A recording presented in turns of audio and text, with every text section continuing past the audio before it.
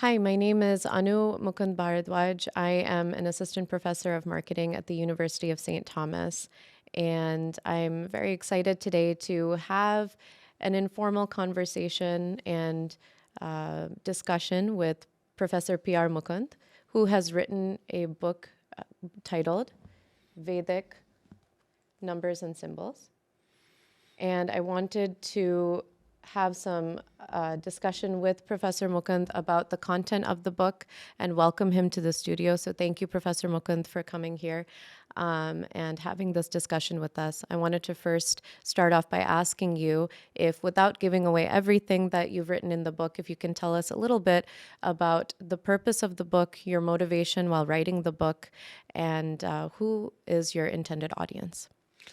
Yeah, well, before I actually answer that question, I just want to thank the University of St. Thomas and you for organizing this. And my background is actually technical background. I've spent about 50 years in the field of electronics, either as a student, a technician, engineer, manager, professor, you name it, I've done it all. I even started a company in 2008, I believe, which is still running, by the way. So uh, that is my actual professional background. But in the last approximately 30 years or so, I was unintentionally drawn to the field of philosophy, if you may call that. Actually, I would rather call it spirituality rather than philosophy because spirituality is more about the energy that affects all of us, the spirit, however you define that. Many different people in different schools of thought define that differently. And I happen to come from the Vedic school of thought. Some people refer to that as Hinduism. I don't like that word. It's a word that was coined just in the last 200-300 years. And I would rather call it Sanatana Dharma, which is a Sanskrit phrase that actually translates to eternal values. So if something is eternal, it cannot be for one region or one specific time period. So otherwise, it won't be eternal. So these are values that are applicable to all human beings. It's not about any religion or anything like that. It's about you and me, how we function. What are the forces in the universe, the energy in the universe, and how it affects us. So, as far as the motivation is concerned, before I talk about motivation, I'll tell you very briefly what's in it, right? Every single school of thought, I'm intentionally not using the word religion because that somehow, for me, it's something binding. Just a way of looking at things, the school of thought. All of them use symbols, some use numbers too, but symbols for sure. And the reason for that is something simple. We have five senses, right? So anything we gather, either we read, we look at our eyes, or we hear something like what we're doing, talking to each other, or you can smell, you can touch. These five sensory organs is what feeds knowledge, if you will, to the mind. And the mind is like a sensory fusion organ that combines all these things.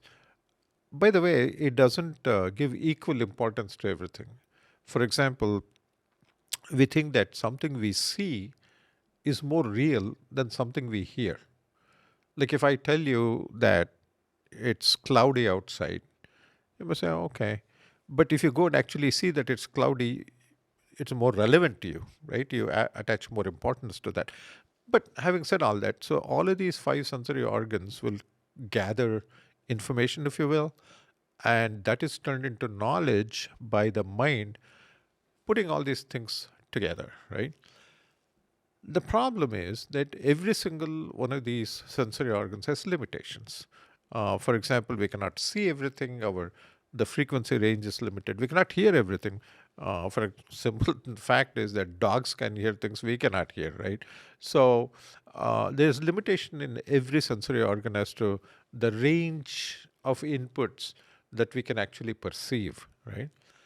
So given that, how do you understand things in the universe which our sensory organs are unable to perceive? So you cannot say that if I cannot see something, it's not true, or if I cannot hear something, it's not there, and so on, because simple data shows us that that's not true, right? So coming from a science engineering background, I got interested in, so what's out there, you know, and how do you deal with that? And it turns out that being abstract, many of these things are abstract.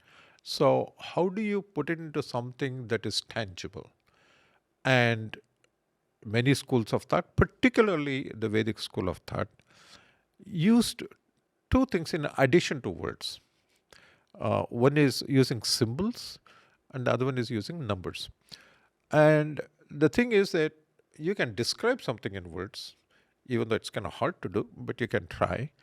But one problem with that is words tend to change meaning from one place to another place. It also changes meaning from one time period to another time period.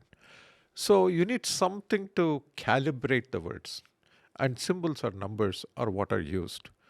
And that is the reason I wrote this book.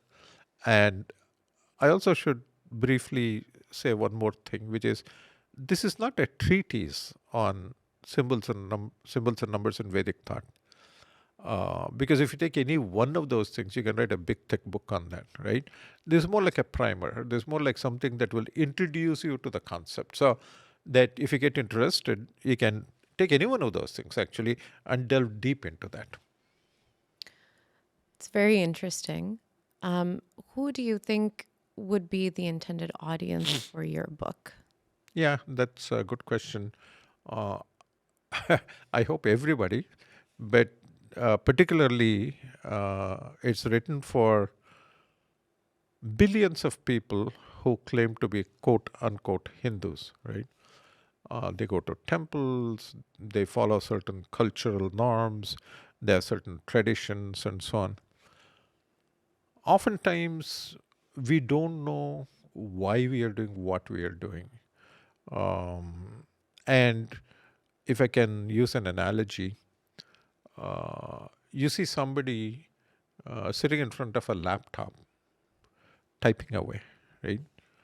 Now, the question is the laptop, whether you type something or I type something, the laptop is the same, right? Its capability is the same. It doesn't change based on the user. So, the outcome from whatever you're doing with this laptop is actually a function of your knowledge, not so much the laptop.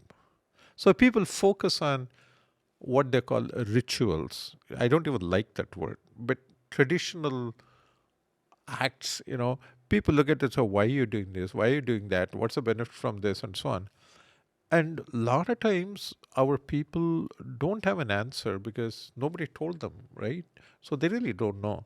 So what happens is that when you do something without knowing why you're doing it, obviously it's like randomly hitting the keyboard on a laptop. It's not going to do anything. Similarly, here, if you do things without knowing what you're actually doing, the outcome is not going to be good. So they blame the process and say that, oh, this has no meaning. No, it's not true. It's not that it doesn't have meaning, it's just that you don't know the meaning. So, you mentioned that what you have written about is not a treatise, that it's a primer for trying to understand something that is above us and beyond us, something that is abstract, and trying to understand it through the numbers and symbols. And that if we really want to try to understand any piece of this book, we could dive deeper and contemplate. Could you walk me through how somebody even tries to begin to contemplate any of the things that you've written in this book, because I know that there are multiple chapters, of course, in this book. You've talked about some of the rituals that people who subscribe to Hinduism typically partake in, things that are seemingly as simple as using haldi or kumkum, sindur, mala or garlands of flowers. And you just mentioned, going into it with more involved intention, not doing it robotically, and so understanding the meaning behind it. But if we wanted to contemplate further about some of the symbols that you mentioned, for example, infinity, Ananta Padmanabha, Lakshmi sitting at Vishnu's feet, Brahma sitting in the lotus. There's so many things, and this is just part of one chapter that you wrote about. How does somebody like me, who has little to no knowledge, dive deeper and contemplate? How do we start the process? Well, in the first place, you started off saying something above and beyond me. That's not totally true, because if you look at the very starting point of this entire Vedic thought, even the symbol that we use is what we call Omkara, Om. And that itself, we also call it Bijakshara in Sanskrit. Bija means seed, Akshara means letter. So it says that like the starting thing, right? Everything stems from that, right? It has 8 parts, by the way. But without getting into that, I just want to tell you that the very first 3 is A, U, and Ma. Those 3 things. A means that it is not anything you thought of or you can think of. It's not that. The second one, U, means it's above everything you can think of, right? Which basically you refer to those 2 things. But you left out the third thing. The third thing is Ma. That means you can still know it, right? So that's the important thing. You can still know it, because if you cannot know it at all, what's the point in doing anything, right? It's pointless. So, no, you can know something. So then that's somewhat contradictory. But the thing is, the important thing is to know that nothing finite can grasp infinity. That's impossible. By definition, even in mathematics, that's impossible, right? So it's not that you can grasp everything in its entirety, because if you can, anyone, anything can grasp it in entirety, by definition, it cannot be infinite. Yes, simple any mathematician, they'll tell you that, right? So even you and I know that yeah, if it's something that we can, infinity can put in a box, and pack it up, right? You cannot do that. But that doesn't mean you cannot touch it. It doesn't mean that you cannot feel it. It doesn't mean that you cannot know it, right? So it is that knowledge that, yes, I can know something about it. Not everything, but something about it. I can experience that also, is what gives us motivation to pursue this knowledge, right? That's point number 1. Point number 2, when you say, how do I do it?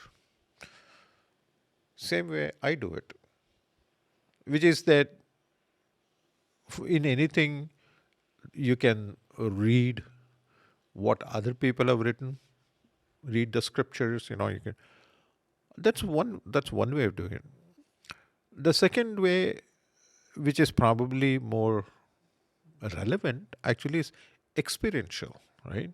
So anubhava is what is called in Sanskrit. So you experience something. For example, you may read something in this book. How do you know if it's true or not? Right? You don't know, right? So why should you take somebody else's word for it? You shouldn't.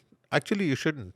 But at the same time, this thought may or may not just occur to you. You can sit here and meditate all day long if you want, but it may not occur to you.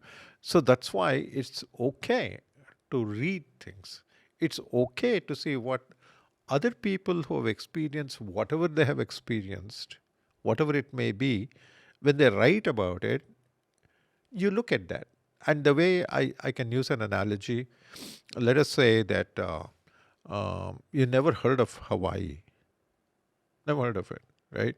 You don't even know such a place exists. So you're just walking by and you see a travel agent's office and there's a little poster there. And you see this beautiful beach and skies and whatever, pineapple, whatever, right? So you say, that looks interesting. So you walk in and say, hey, what is this thing? So that person gives you a brochure on Hawaii and say, this is what it's like. These are the islands. This island has this, that island has that, and so on. So you look at that, you read that, so, interesting. And now you say, maybe someday I should go there to actually experience that, because you're not going to be satisfied just reading the travel brochure. So that desire, that wanting inside says, hey, this looks something enchanting, this looks something very interesting, and it will benefit me too. So you start exploring that. I have to tell you, in Sanskrit, there are some words that are very meaningful, right? By the way, Sanskrit is one language where every single word has etymology. It's called nirvachana. That means that you can break that word into parts and it'll tell you what that word is, right? So, interestingly, we use a word gati, right? That can mean destination. It can also mean to go. So, in this journey, there is no destiny. It's not like when you say, how do I know? At no point in time can you say, okay, now I know everything. It's a journey. It's learning more and more and more, right? So what happens is that as you just go on this journey of exploration, even reading a book like this is part of the journey. So when you start the journey, you've already reached the destination, right? So it's constantly exploring, constantly contemplation, and constantly trying. Because any learning anything in the Vedic tradition has actually three parts, right? The very first part we call Shravana, which means listening, not hearing, but listening. You can hear something and not listen, right? So the mind should be involved in it, right? So you listen. First, you listen.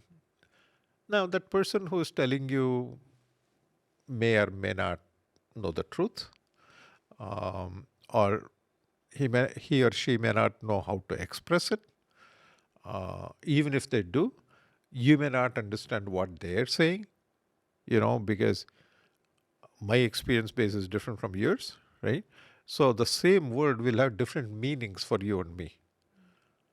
Coming from the south of America, if I say it's very cold, I may mean 60 degrees. Whereas in Minnesota, if you say it's very warm, you may mean 60 degrees or 50 degrees, right? Yeah. So it's all relative, right? Because it's all based on the experience base, right? So just listening something doesn't mean that you know something, but it's a first step, right? The second step we call manana, which is manas is mind, right? So manana means contemplation. You think about it, like using the same analogy, you got the travel brochure about Hawaii, you start imagining things. It may not be anything like what it really is, but you start imagining things. You start thinking about it. Oh, what will the blue sky look like? What will the beach look like? Whatever, right? So you start contemplating on that. But that also does not actually tell you a whole lot, But that's step number two, because if the mind is not churning that, nothing happens. And then, of course, the third step is you should apply that.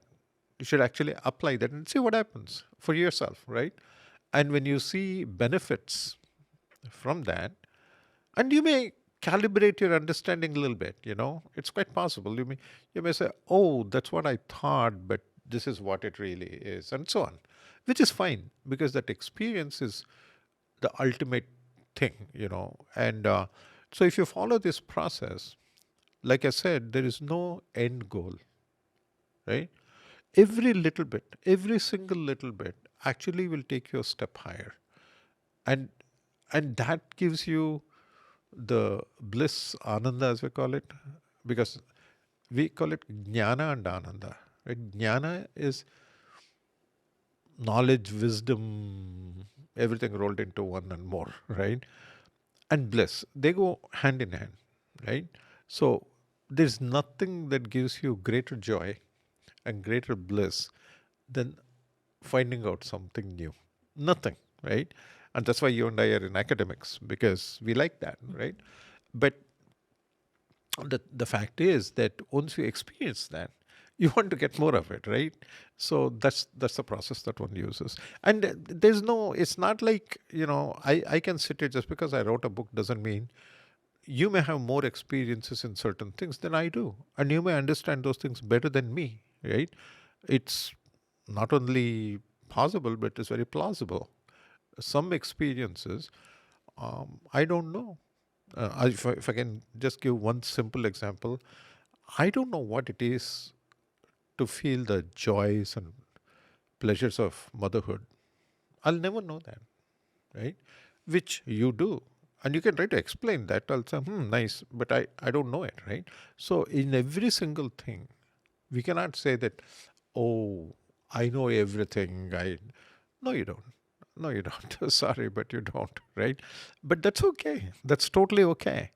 Our goal is to explore more and more things, learn more and more things. And the more knowledge we get, the more our experience base becomes bigger and bigger, the more blissful we become. So, a lot of what you just said and what's written in your book, and this is, of course, not your first book, you've written other books in the past. To write about any of this, you would have had your own experiences, certainly. And beyond your books, you've also spoken in video format. There are many of your videos on YouTube explaining many of these concepts actually in this book as well. You just talked about Shravana, Manana application. In the small attempts that I've tried to make to apply things that you've spoken about, I have experienced great peace in those moments. And joy when learning something new through what I've heard in your videos, especially.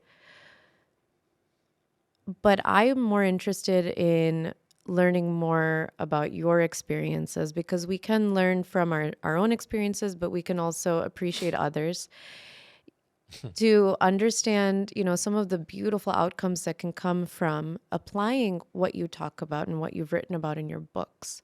Would you be willing to share a few experiences that you've had in where you've seen that shine through in your own life? There are many, but one of the most significant things that happened to me in my life that actually changed the way I look at things and even the things I do. I actually made some changes in how I was spending my time and which direction I was going. Was my coming in contact with my guru.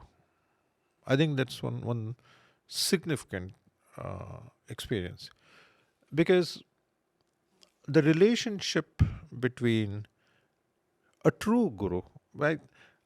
Sometimes I hesitate to use that word because there's some people who unfortunately portray the wrong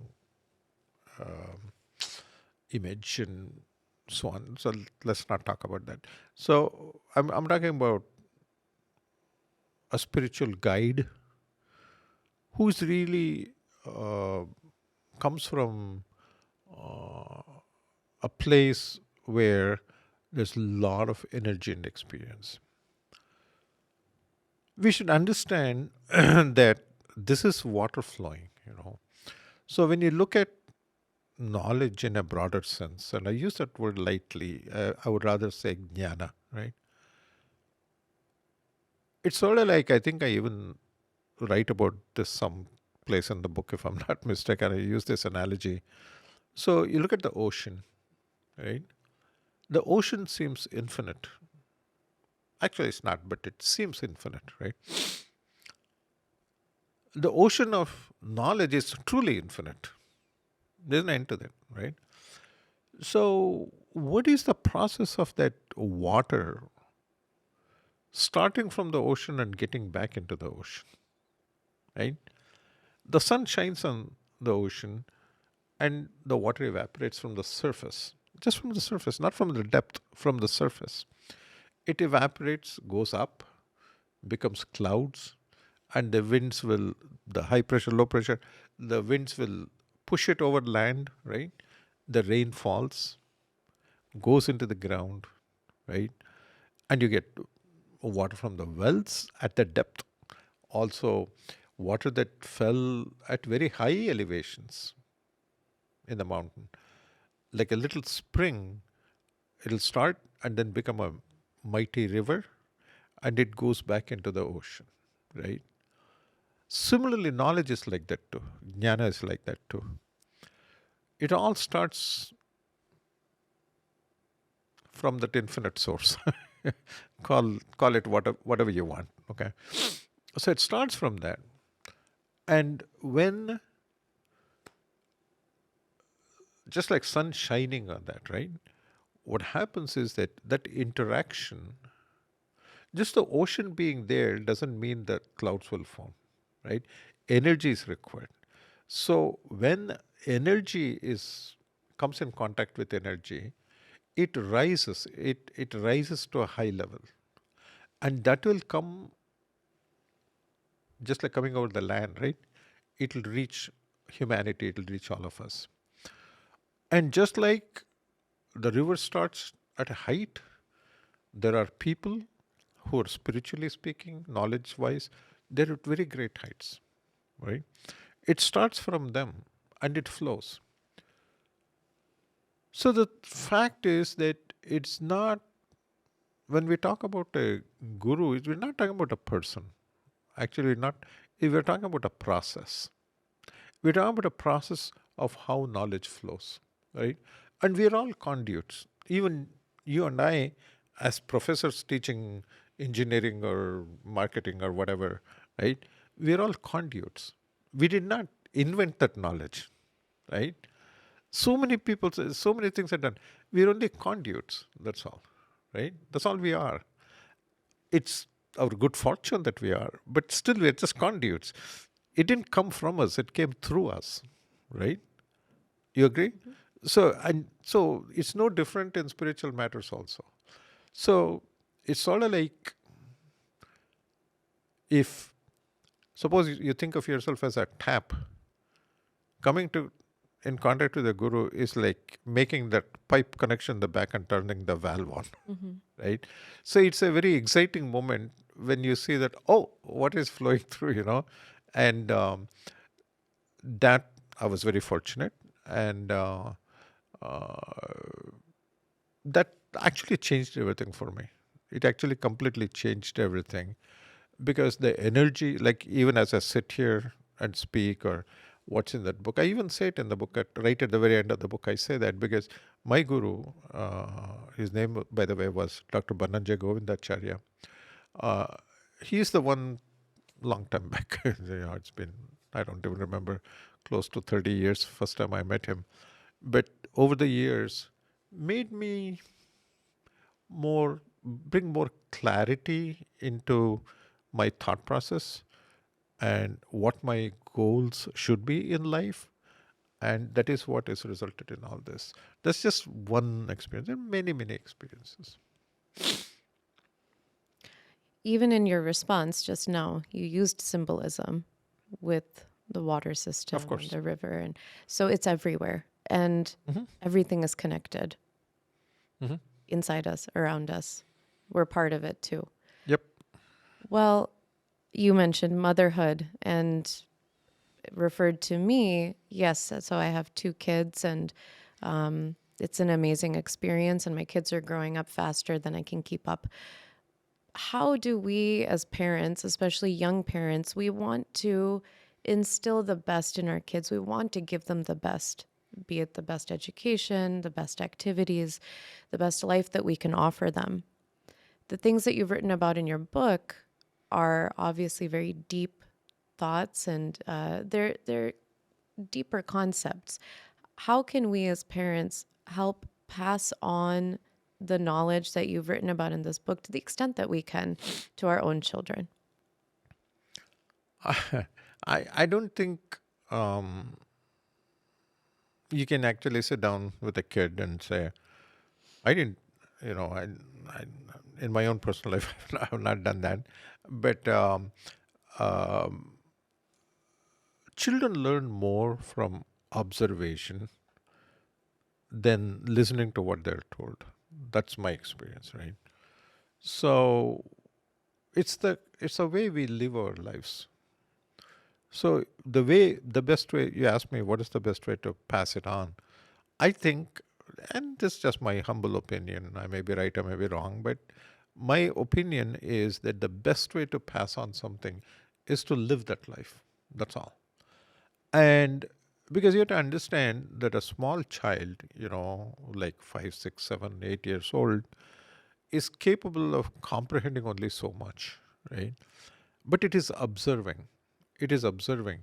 So as the child becomes an adult, it will contemplate on those same things, and it will get a new meaning for it. When that child becomes an adult, and that now this young adult in his or her 20s will look back certain things, it'll have a new meaning. And not just that, they will apply that to their own experiences, right? They'll do something, and we all have to make mistakes too. Like it's sort of like learning to ride a bicycle. If you say that I should never fall down, it's not going to happen. But you get up and brush off and keep going, right? So the thing is that all these things they have observed, that will like suddenly make sense to them, and they'll start doing it too. So I think the best way to pass it on is to just live that life.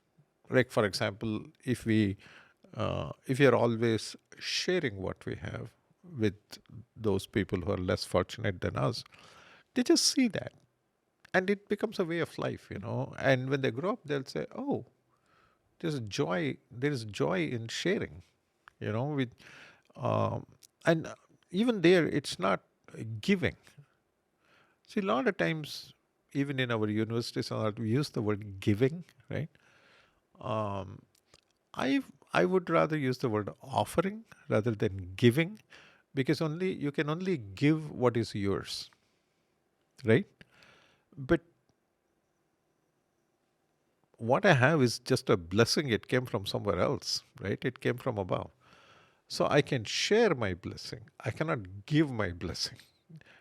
I'm not just playing with words. I actually mean that, which is it, what we get is not mine. I don't have ownership on that for me to give.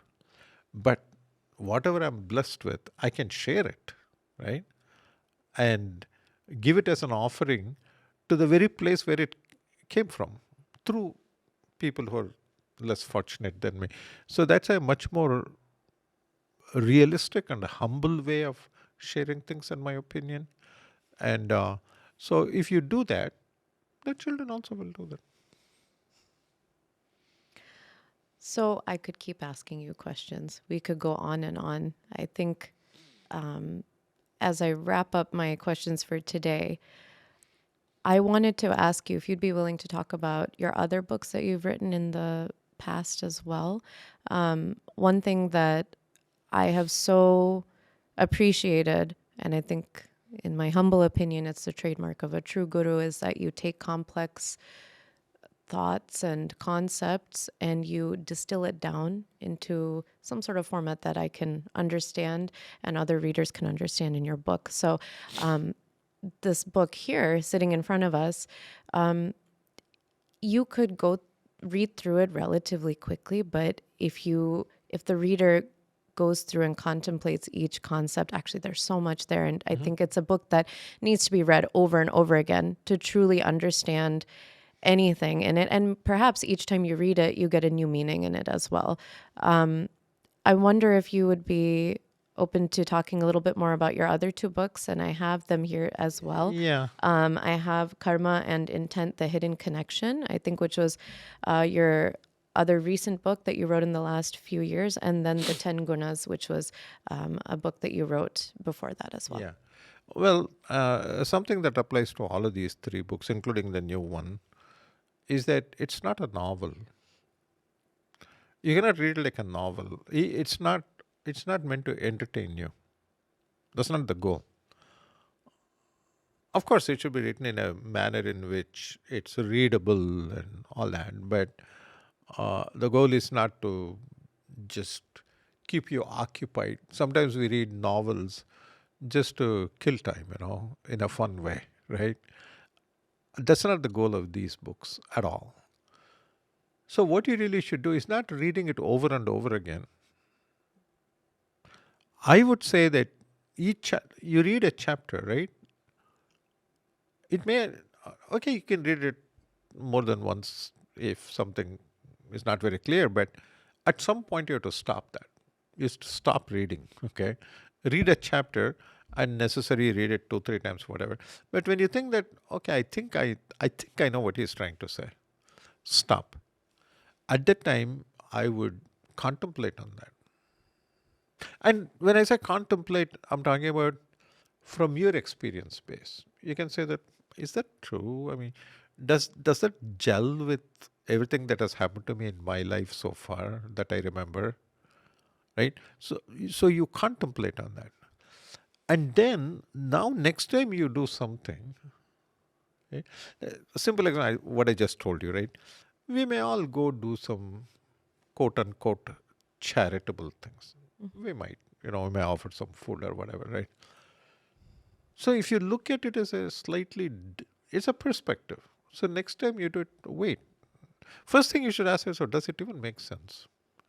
After all, am I not buying something in the grocery store with the money I got from my paycheck, and therefore is it not mine? Mm-hmm.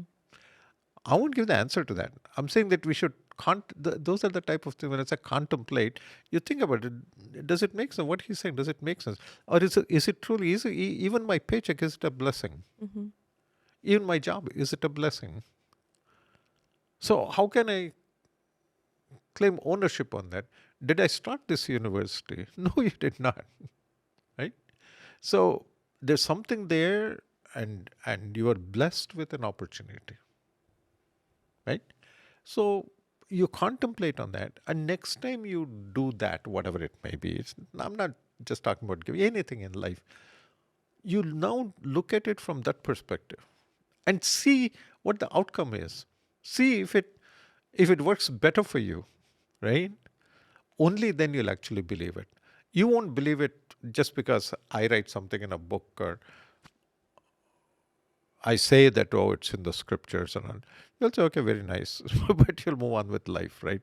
So you have to apply that also. So having said that, as far as these other two books are concerned, yeah, this particular book is about symbols and numbers, right? But the one before that, which came out like a year ago or so, is this. I don't know if you can see this. This is called Karma and Intent. And this particular book, the thing is that word karma, there's some words that have become very popular worldwide, like karma, yoga, and things like that, Mm-hmm. right? So the question is, what exactly is karma? Is it what people think it is, or is it something different, right? And so this whole book is about explaining that concept of karma, right? That's what this is all about. Another book, this one, let me hold it up. This particular book came out a couple of years ago, as I Mm-hmm. think, if I'm not. And it's called The 10 Gunas. Guna in Sanskrit means characteristic or trait. So one of our epics is called Ramayana. And so in that, there is personality, I don't want to say character, but a personality called Hanuman, and he's the most successful of all, right? So the question, where did he get his how did he become successful in whatever, right? And we all want to be successful. So the question is, there are 10 traits that we can work on and develop, right? And that will lead to success in whatever we are attempting to do, as long as the goal is something good and positive. You cannot say, okay, I want to rob a bank, no, it doesn't work. But is something good, something helps society, it's something useful, nice that you want to do, then these 10 traits actually, that's what it is.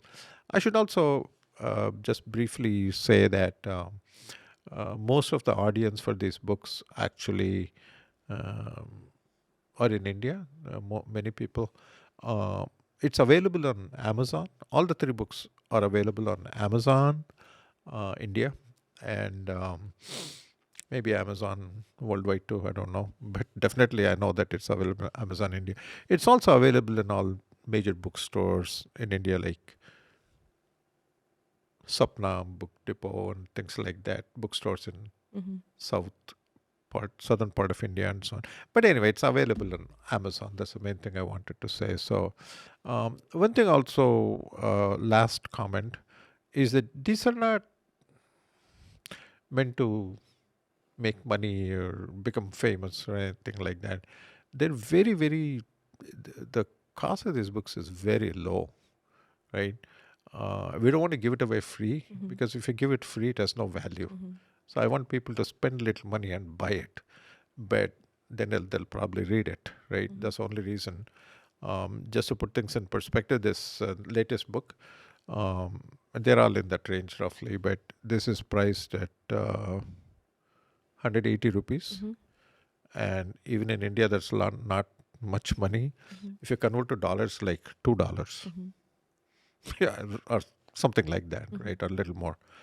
So again, like I said, the money is not the issue, but I hope that this spreads, these things spread, and more and more people benefit from basically gaining more knowledge, so that their lives become more meaningful, and in turn, they will make other people's lives around them more meaningful.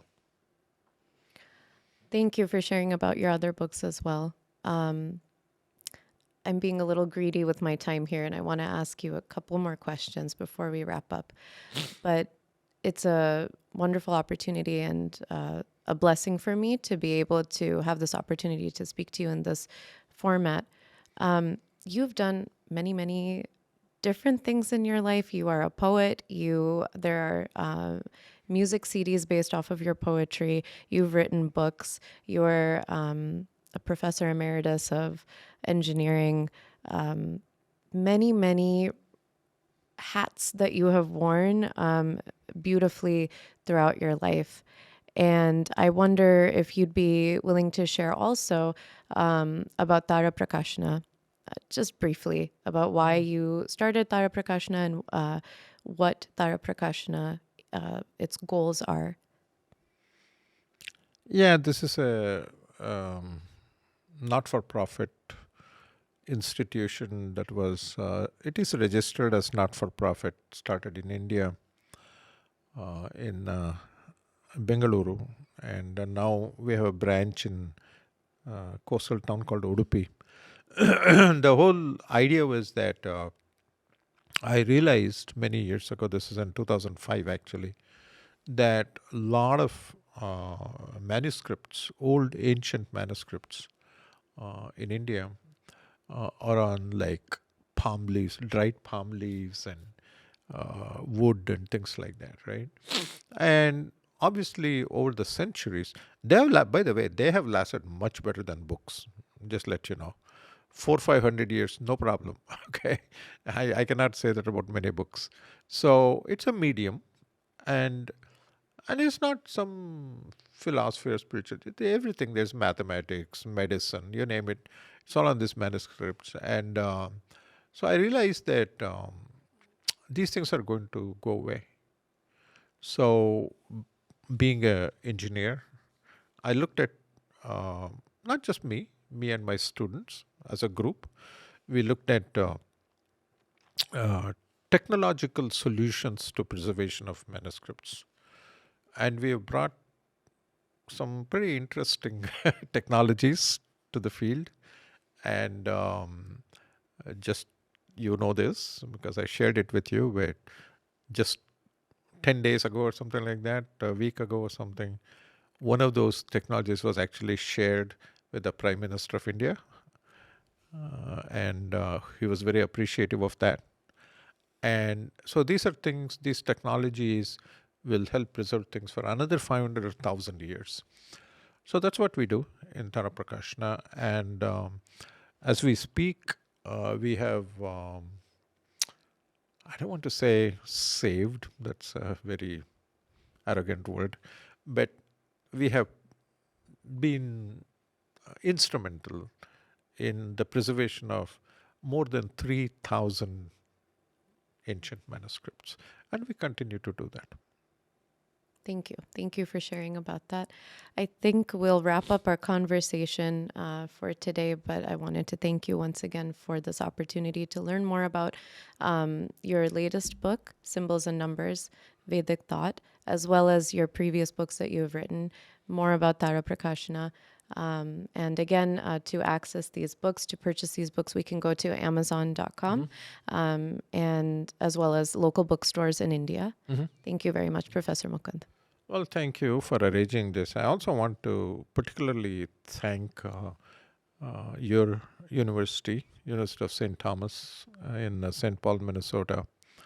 It's very kind of the institution and you to use our resources to do good. Because I think, if I'm not mistaken, that's the mission of this university as well. All for the common good. All for the common good. And this also is all for the common good. So I'm glad that I can be very, very, very small part of this mission, if you will. And hopefully it will be for the common good. So thank you.